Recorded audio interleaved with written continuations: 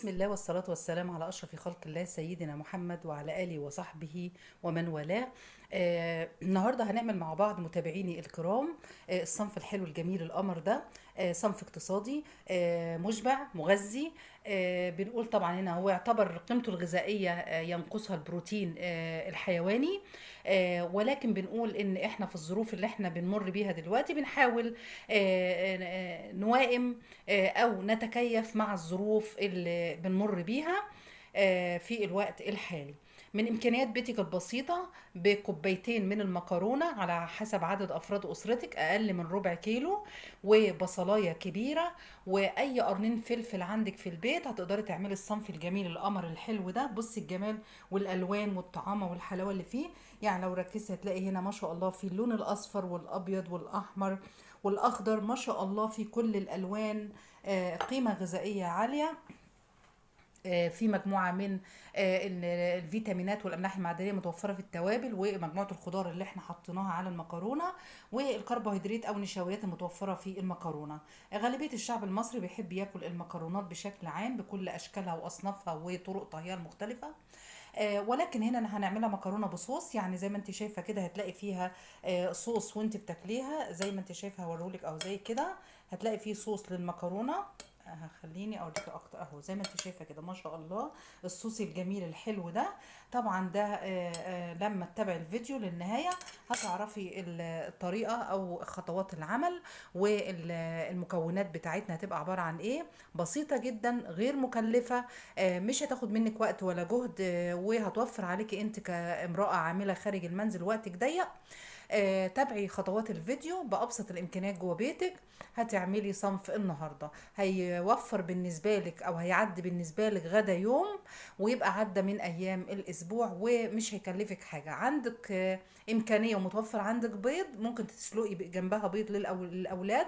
يبقى كده انت كملتي الوجبة إلى وجبة قيمتها الغذائية عالية، فيها كل حاجة بروتين حيواني والفيتامينات والأملاح المعدنية والكربوهيدرات والدهون. توفر عندك كبد وقوانص تقدري تعمليها. توفر عندك بقى فراخ لحمه اللي يتوفر عندك ما فيش مشكله، لكن انا عملتها في حدود الامكانيات والمحتويات المتوفره والمتاحه، وعملتها كصنف او اعرف كل ربة اسره او كل ربة منزل امكانياتها بسيطه وظروفها على القد تقدر تعمل اكل لابنائها او لاولادها وتشبعهم وتغذيهم. وتعدي يوم من ايام الاسبوع بالوجبه الاقتصاديه دهيت بدون طبعا ما تحس او تعاني من غلاء الاسعار، لانه كوبايتين مكرونه مش هيأزمونا، يعني كأنهم اقل من ربع كيلو من المكرونه مع معلقه سمنه او زيت مع البصلايه. كده انت عملتي وجبه مشبعه للابناء بالامكانيات المتوفره والمتاحه. وربة الاسره الواعيه الشاطره هي اللي بتحاول تدبر وتتكيف مع الظروف اللي بتتحط فيها في اي مكان. يعني انا واثقه ان كل امراه مصريه لو اترمت جوه الصحراء واتطلب منها انها تعمل اكل والله هتسد وهتقدر تمشي امورها وهتقدر تتحمل وهتقدر تكيف نفسها حسب الامكانيات والظروف المتوفره والمتاحه، وخاصه علشان تحس انها بتاكل ولادها وما بتاثرش معاهم. صنف النهارده انا عاملاه كصنف اقتصادي موفر، بدبره من امكانيات البيت وبعدي منه يوم من ايام الاسبوع. اتمنى ليكم طيب المتابعه. تابع الفيديو للنهايه هتعرفي عملنا الصنف الجميل الحلو ده ازاي، وهتلاقي طعمه في منتهى الجمال وريحته ولونه وكل تفاصيله في منتهى الجمال. اتمنى ليكم طيب المتابعه. كملي الفيديو للنهايه علشان تستفادي. اقول لك ازاي من كوبايه مكرونه واحده هنعمل وجبه غدا تكفي مش اقل من 3 اشخاص في اسره واحده او 4 اشخاص. اكله بسيطه جدا وسهله، ومش هتحتاج مني غير كوبايه مكرونه واحده. لو عندك كوبايتين وعدد افراد الاسره اكتر يبقى كوبايتين مكرونه. عندنا كيلو المكرونه هيطلع مش اقل من 6 كوبايات او 7. الكيلو دلوقتي ب20 مثلا، قولي هاخد كوبايه ونص او كوبايتين مكرونه. عندي بصلتين او بصله كبيره مقطعه مكعبات كده او شرايح صغيره زي ما انت حابه، يعني معلقه من هريسه الشطه، شويه من الفلفل الالوان، وليمونه متقطعه قطع صغيره. وكمان عندي هنا طماطمايه واحده صغيره. عندك عصير طماطم مفيش اي مشكله، ما عندكيش مفيش اي مشكله برضو. تمام كده. والله لو حابه تحط خضار كمان، عندك شويه بسله، شويه جزر، شويه فاصوليا، مفيش اي مشكله خالص. في صنف النهارده صنف جميل وبسيط وخفيف جدا، وهتستغربي انه من شويه مكرونه صغيرين اقل من ربع كيلو هنقدر نعمل وجبه غدا كامله. كملي معايا للنهايه تعرفي الفيديو فيه ايه. ما انت شايفه معايا كده، بحط معلقه زيت على معلقه سمنه على النار. تمام كده، وبس يسخنوا عندي هبدا انزل فيهم البصل. طيب بنزل البصل هنا، بسم الله الرحمن الرحيم. وهاخد البصل دوت تشويحه خفيفه كده.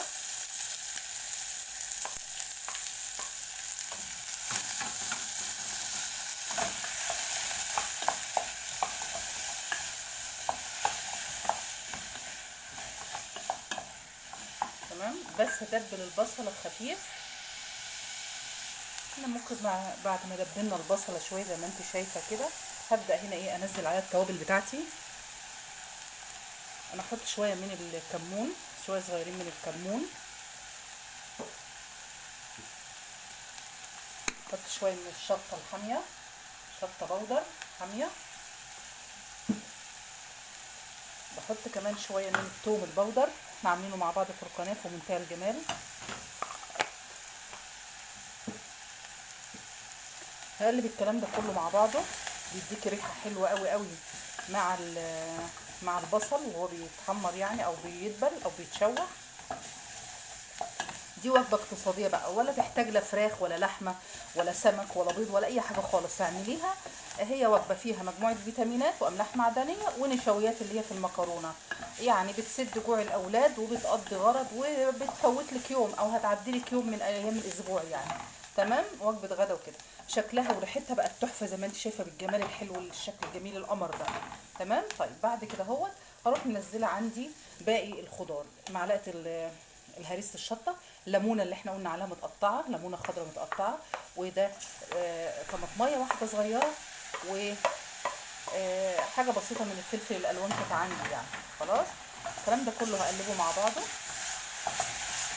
الله على الريحه، الله الله، لو تشموا الريحه معايا حاجه كده جميله.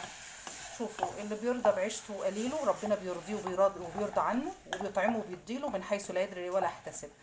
الدنيا غالية ماشي، انا معاكي. الحياة بقت صعبة طبعا اكيد. العيال والاولاد والمسارق، ربنا يعين كل حي على حاله يا رب. الناس كلها بقت تئن وكلها بقت تشتكي، لكن نقدر على قد ما نقدر نحاول وقدر المستطاع نحاول من خلال امكانياتنا البسيطه المتوفره في البيت ان احنا نسد جوع اولادنا بقدر المستطاع من اللي متوفر عندي في البيت.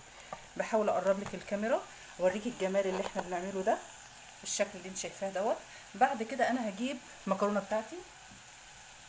انا عشان مش عامله كميه هعمل كوبايه واحده بس، انت تقدري تحطي بقى هنا ايه كوبايتين عشان يكفوا الاولاد. تمام اهو. الله لو شميتي الريحه والله العظيم ما قادره اوصف لك. اعمليها بالطريقه دي، امكانيات بسيطه وتكاليف بسيطه، وهتعملي وجبه تعدي بيها يوم من ايام الاسبوع. ربنا يا رب يسترها على الناس كلها. بسم الله الرحمن الرحيم. اللهم صل وسلم وبارك على سيدنا محمد بقدر حبك فيه وبجاه فرج عنا ما نحن فيه. اللهم صل على النبي. الله اكبر. تعودي دايما طول ما انت واقفه قدام النار تذكري اسم الله وتكبري، عشان احنا قلنا ليه، قلنا السبب اكتر من مره.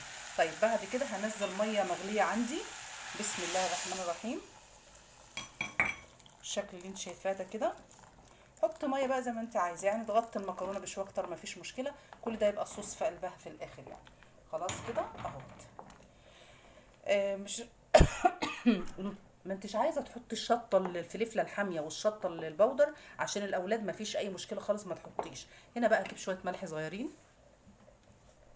عشان احيق الوجبه بتاعتي.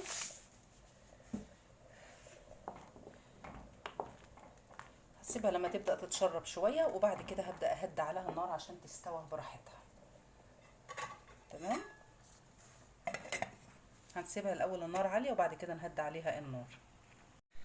بعد ما استوت المكرونه بتاعتنا بسم الله ما شاء الله، بسم الله ما شاء الله. بس البخار هيجي على التليفون. بصي بالجمال والحلاوه اللي انت شايفاها دي، ما شاء الله والله ما قادره اوصف لك الريحه عامله ازاي. هنبدا هنا بسم الله ما شاء الله نغرفها في الطبق بتاعنا. بسم الله الرحمن الرحيم. احلى مكرونه، وجبه سهله ومغذيه للاطفال، ما بتاخدش وقت خالص. هنعملها في اقل من 10 دقايق. هنعملها في اقل من 10 دقايق بالشكل اللي انت شايفاه دوت. زي ما انت شايفه معايا كده ما شاء الله، مكرونه اتعملت في اقل من 10 دقايق. جميله جدا، طبق اقتصادي غير مكلف بشويه مكرونه وبصلتين او بصله كبيره في الحجم. واي خضره عندك حابه تحط عليها بطاطسايه تقطعها مكعبات وترميها في قلبها برضو ماشي. حابه تحط فيها فصين توم برضو، بس انا حطيت توم باودر برضو ماشي. عندك شويه بسله، عندك شويه جزر او جزرايه وحبتين شويه بسله، يعني يعادل فنجان بسله ولا بتاع من ده او كلام من ده. هقدر كل الكلام ده ادخله جوه الصنف ده غير المبكبكه. ان شاء الله هعمل معاكي المبكبكه في وقت تاني، ولكن انا حبيت اوريك ان انت من المحتويات الموجوده عندك في البيت تقدري تولفي اكله اقتصاديه ومغذيه ومشبعه للاطفال، تسد جوعهم وما تكلفكيش في الوقت الحالي مع غلاء الاسعار وارتفاع الاسعار. زي ما انت شفت الطريقه، مفيش اسهل من كده. شوحي البصلايه، نزلي عليها هريسه الشطه. بالمناسبه ما انتش عايزه تحطي هريسه شطه، او ما انتش عايزه تحطي مثلا الشطه البودر اللي احنا حطيناها الحاميه، مفيش اي مشكله خالص. عشان اولادك اعملي الحاجه اللي بتناسبهم، تمام كده. تقدري لو انت مثلا بتحبي انت الشطه، تقدري في الطبق بتاعك ترش عليها شويه من الشطه البودر وتاكلي عادي، او صوص الشطه الحامي. الحاجه اللي بتريحك اعمليها. المهم ان احنا عملنا صنف اقتصادي بامكانيات متوفره جوه البيت، بتكاليف بسيطه، مغذي للاطفال، يحتوي على قيمه غذائيه عاليه، بيحتوي على النشويات او الكربوهيدرات متوفره في المكرونه، البصل، الطماطم، الفلفل الالوان، الخضره اللي احنا حطيناها، التوابل دي كلها املاح معدنيه وفيتامينات. انا ما انكرش ان هو ينقصه البروتين، ولكن احنا اتفقنا ان قلنا انا اقدر اعمل اي وجبه مشبعه هعدي بيها يوم حتى في الاسبوع، تمام كده. لو عندك امكانيه تجيبي بيض وتسلقيه جنبها مفيش اي مشكله خالص. عندك امكانيه تجيبي كبد او قوانص بتاع الفراخ وتعمليها جنبها برضو مفيش اي مشكله خالص. يبقى انت عملتي وجبه غذائيه قيمتها الغذائيه عاليه، اقتصاديه، تشبع الابناء وما تاخدش منك وقت ولا جهد، وخاصه ان كنت امراه عامله ووقتك ضيق بره البيت وخارج البيت. يا رب تكونوا استفدتم. ما تبخليش عليا باللايك والاشتراك ان ما كنتش مشتركه في قناتي، وتدعميني بتعليق كويس منك، اكيد ده بيرفع الفيديو. اجمل امنياتي ليكم بدوام الصحه والسعاده. ما تنسوش تدعوا لامواتنا في دعواتكم. استودعتكم الله، مع السلامه.